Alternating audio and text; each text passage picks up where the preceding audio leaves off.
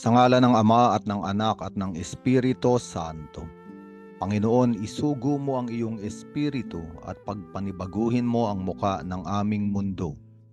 Ang mabuting balita sa araw na ito ay mula kay San Mateo, Kapitulo 12, versikulo 38 hanggang 42. Ang mga Pariseyo at mga tagapagturo ng kautusan ay humingi ng palatandaan kay Jesus. Nais nilang makakita ng himala upang sabihing sila ay mananampalataya. Ngunit tumugon ng Panginoon, lahing masama at taksil sa Diyos. Naghahanap kayo ng palatandaan ngunit walang ipakikita sa inyo maliban sa himalang nangyari kay Propeta Jonas. At alam natin na si Propeta Jonas ay isang propetang tinawag ng Diyos upang tawagin sa pagbabalik loob ang mga tao sa Ninive. Ang Ninive ay isang lugar na nasa ilalim ng imperyo ng mga taga-Assyria. At ang mga taong ito ay mortal na kaaway ng bayang Israel sapagkat ang mga Asyriano sa tuwinang sila ay sasalakay sa bayang Israel ay totoong gumagawa sila ng trahedya. Ginugulo ang buhay ng mga Israelita, pinapatay ang maraming tao, kahit pa nga ang mga sanggol na walang kalaban-laban ay dinudurog nila ang mga ulo sa bato. Kaya nga si Jonas, nung tanggapin niya ang panawagan ng Diyos na pumunta sa Ninive at mangaral upang magbalik loob ang mga ito at hindi parusahan at gunawin ang kanilang lugar ng makapangyarihang Diyos, sa kaibuturan ng kalooban ni Jonas ay may paglalaban.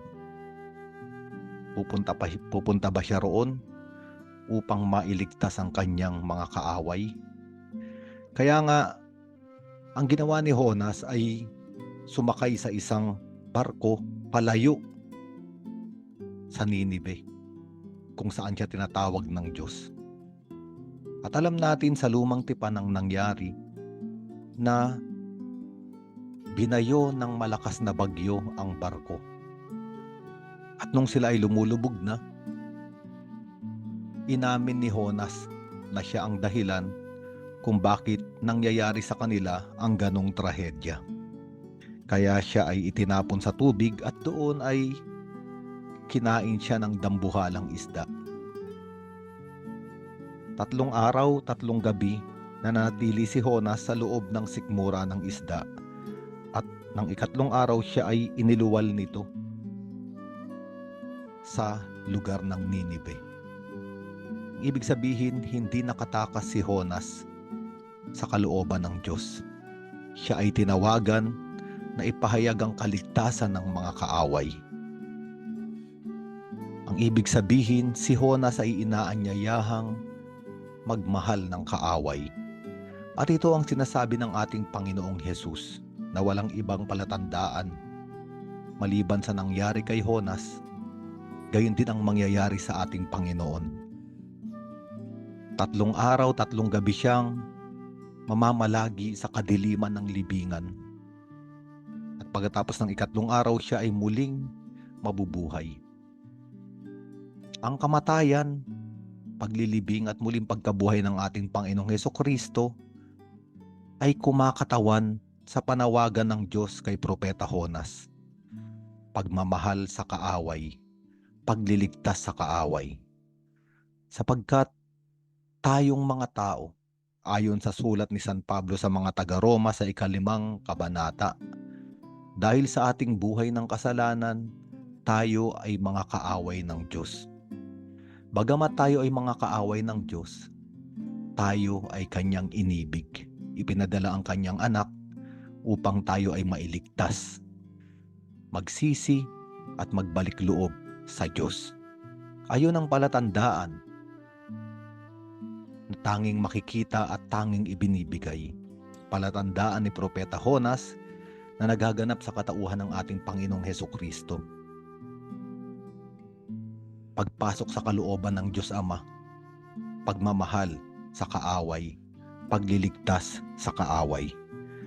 Ngunit sinabi ng ating Panginoong Hesukristo sa harapan ng mga Pariseo at mga tagapagturo ng kautusan ay may isang tao, Diyos na naging tao, na mas higit pa kay Jonas.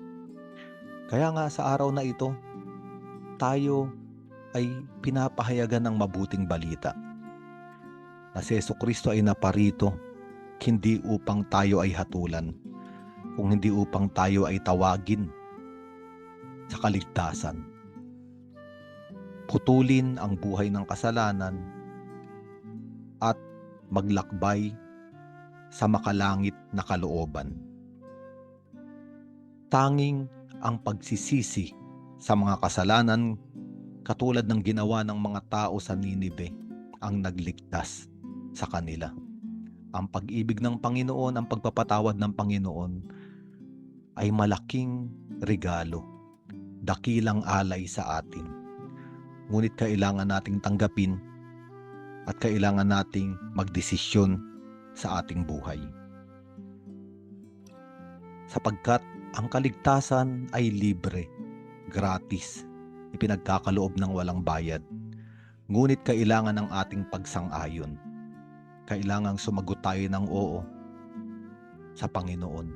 Tinatanggap namin ang palatandaang binibigay mo. Ang palatandaan ni Jonas, pagliligtas sa amin, pagpapatawad sa amin at pag-anyaya sa amin na bumalik sa yakap ng Diyos Ama sa langit. Sa ngalan ng Ama at ng Anak at ng Espiritu Santo.